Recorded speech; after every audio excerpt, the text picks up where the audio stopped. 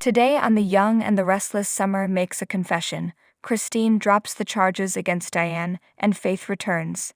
At the Abbott house, Kyle tells Jack that Summer has left without a word to him again. Jack muses that they're all in a pressure cooker. Diane appears and Jack gives her a book and a flower. He says when she's a free woman he'll take her wherever she wants to go. Diane wants to get out of there right now. At Society, Michael meets Christine and warns her not to offer a plea deal since his client's supposed victim is still alive. Christine tells him there's been a development. At Crimson Lights, Daniel runs into Summer and tells her he's picking up something for Lucy. She guesses a cinnamon bun, noting they're a family of cinnamon lovers. Daniel says that must have skipped him. She mutters, like so many other traits. She complains that she's living a nightmare and Daniel thinks it would be best if their mother came back no matter what the consequences. Summer doesn't see that happening anytime soon. Daniel says when he talked to Lily about this, she spoke on forgiveness. Summer is outraged that he told Lily and fumes, "What is wrong with you?" Daniel counters that it's not terrible for him to want their mother to come home. Summer retorts that she's not home if she's in a prison cell. That part doesn't seem to bother him at all. Summer sneers at Daniel about his disloyalty. Daniel tells his sister that he isn't used to this level of chaos. He needed someone to talk to about this. Summer warns that he'd better hope that she's better at keeping a secret than he is. She thinks it's best if their mother stays hidden until they can prove the situation Phyllis was in was kill or be killed. Daniel thinks it would be smart to try and get the ambulance driver to incriminate Jeremy. He complains about Kyle being upset by his mother's suffering. Summer rolls her eyes. Diane is living in a lack of luxury. Daniel says Phyllis put her in this position. Summer argues, people make mistakes, Daniel. Just then, Chance comes in, so they clam up. Chance says there's news. At Newman, Nick calls Sharon, who is at home, and she tells him their special guest hasn't arrived yet. He wants to know if she's heard any more from Cameron Kirsten. Sharon hasn't and feels it's maybe a last desperate act of a man who is locked away for life. She wants to set this aside for today. Nick hears her but warns they have to err on the side of caution. Nikki walks in as Nick reminds Sharon that if Cameron has been released, she has to protect herself until they know for sure. Nikki gasps, "Nicholas." Nick lets Sharon go. At her place, Sharon startles when she hears a noise at the door. She grabs the fireplace poker and calls, "Hello." Faith walks in and asks, "What are you doing?" Sharon lies that she was cleaning up. They hug and Faith says she brought someone home from school who didn't have anywhere else to go. Britannica Insights. The transition to renewable energy. At Newman, Nikki gops, "Cameron's been released. Where is that monster now?" Nick says it's just speculation at this point. If anything changes, he'll tell her. Nikki says, "Please do. We can't have a repeat of that situation." Switching gears, Nick tells Nikki they need to talk about the Nate and Victoria situation, which is a disaster waiting to happen. In his suite, Cameron downs a scotch, removes his shirt, and heads into the restroom. He washes his face and looks into the mirror, saying, "Hi there, you handsome devil. And since no one's told you yet, welcome back to Geno City. It has been way too long." At the Abbott house, Jack urges Diane to have patience as Kyle worries she was going to bolt. Diane isn't running off, unlike Phyllis. Kyle assures that someone will find her. Diane worries that she's getting further and further away. They need to come to terms with her going to prison. Just then, Michael and Christine ring the doorbell. Kyle lets them in. Jack asks if something's happened. Christine says, "We're dropping the charges." Kyle and Jack celebrate. Diane asks if it's really over. Christine confirms it is. Jack hugs his fiancée. At Sharon's place, she asks Faith, "You brought a friend home." Faith hopes it's not a big deal. She runs back outside and returns with Boardman, a cat.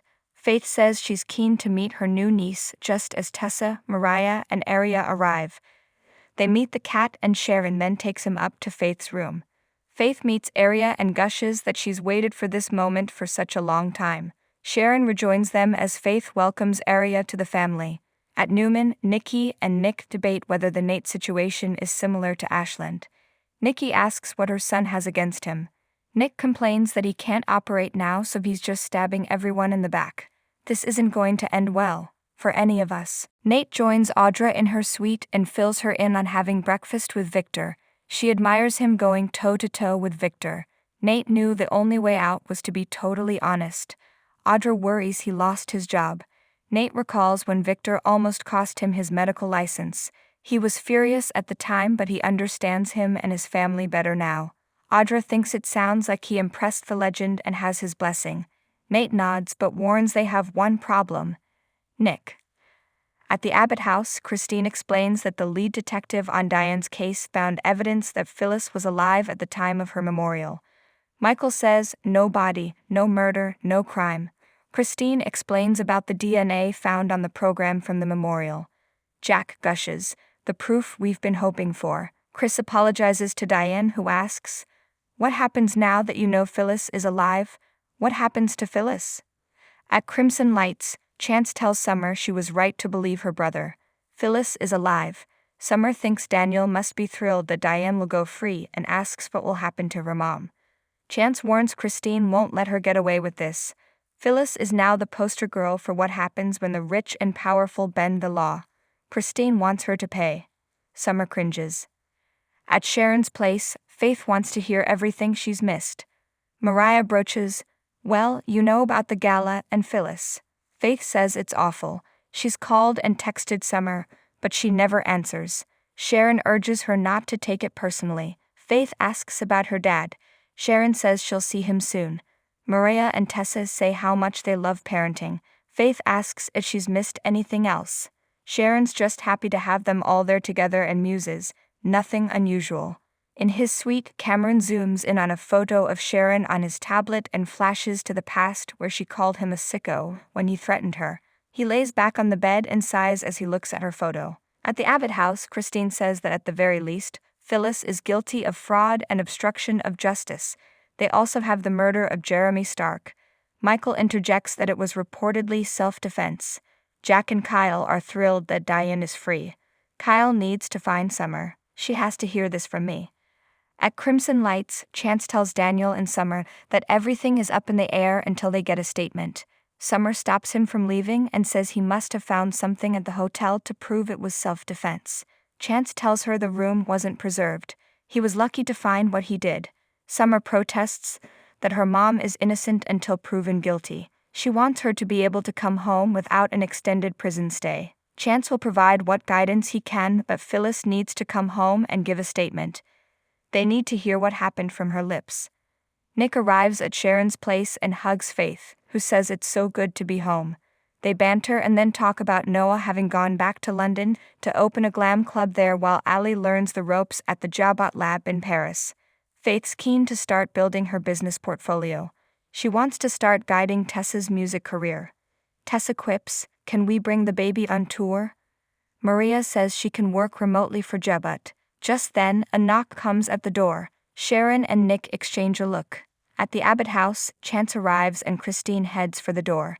Jack and Diane thank her. Chance kneels down and removes Diane's ankle monitor. Jack and Kyle apologize for how they've spoken to him. Chance tells Diane she's free to go, or stay because she lives there. Diane thanks all of them for giving her life back. On Crimson Light's patio, Daniel hopes wherever his mom is that she's keeping safe. Summer reminds him that he's the one who put her in danger. Now he's worried about her. That's rich. Daniel gripes, it's all my fault and you did nothing wrong. He's so sorry he has a conscience. Summer argues she just wanted to get her ducks in a row. Was that so much to ask? Daniel asks if she'd like to work together to figure out how to help their mom. He could call and tell her the police are looking for her and beg her to come home. Summer snaps, absolutely not. She says all their mother wants right now is to protect them. Daniel, suddenly suspicious, asks, why does it sound like you have inside information? Summer sneers, because we think alike. Daniel asks, have you been in touch? Have you seen her again? Summer, do you know where she is? In Audra's suite, Nate tells her Nick has had it in for him since he took Sally's job. Now he doesn't think he has the chops. He's tenacious even when he doesn't give a damn and thinks he's Victoria's noble protector. He's not giving up. She asks what he'll do. Nate replies, handle him. Audra notes he's a Newman, so it will be a delicate operation. Nate says, that's where you come in. At Sharon's place, she goes to see who's at the door. Outside is a package, but no one is there. She brings it inside.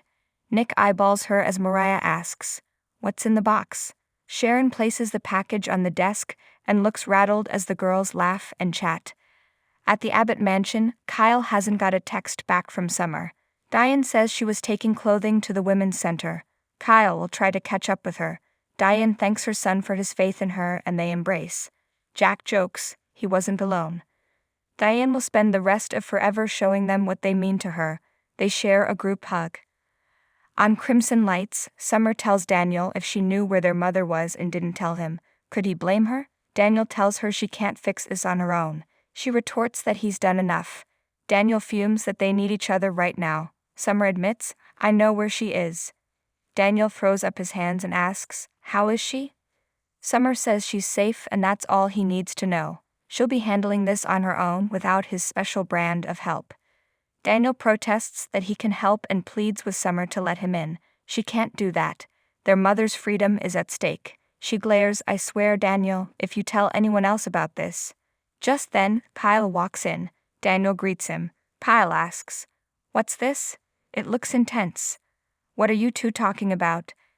In the Abbott living room, Jack asks Diane, "So what do you want to do first?" Diane wants to put on a really nice dress that shows off her monitor-free ankles and go out on the town. She puts his arms around his neck and they enthuse about planning their wedding and kiss. At Society, Chance takes a call and asks the person on the other end if they got the information he was asking about. The name was Cameron Kirsten. He listens and then responds, "You don't say."